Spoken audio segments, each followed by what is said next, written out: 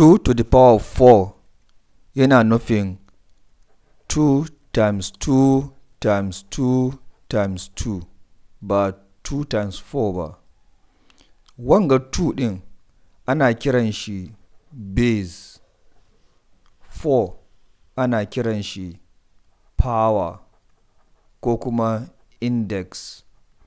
Idan suna da yawa ana kiransu indices.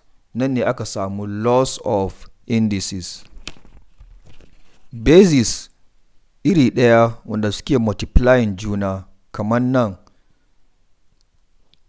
3 to the power of 5 times 3 to the power of 2 ba za a ce 3 times 3 equals to 9 ba.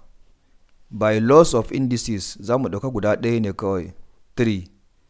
Powers ɗin tunda times ne haɗa su sai mu yi plusing powers ɗin ya zama 5 plus 2. So answer will be 3 to the power of 7. Haka kuma the same bases na suna dividing juna. It means za mu ɗauka guda ɗaya ne kawai. A nan 8. By laws of indices sai mu yi minusing 7 minus 2. So ya ba da 8 to the power of 5. Idan power yana multiplying power, it means power shi mana da power kan shi. Abinda za mu yi multiplying nasu ne.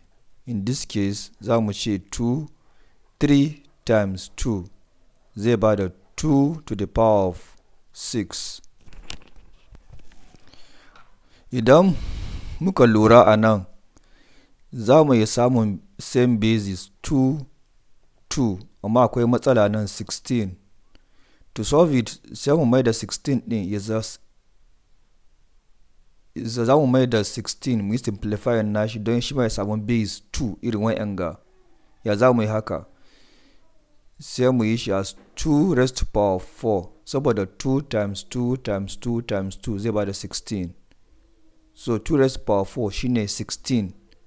Sannan power da ya biyo shi a question ɗin 3 times 2 raised to power 4 divided by 2 to the power of 3. Nan 2, 4 times 3 zai ba da 12 times 2 to the power of 4 divided by 2 to the power of 3.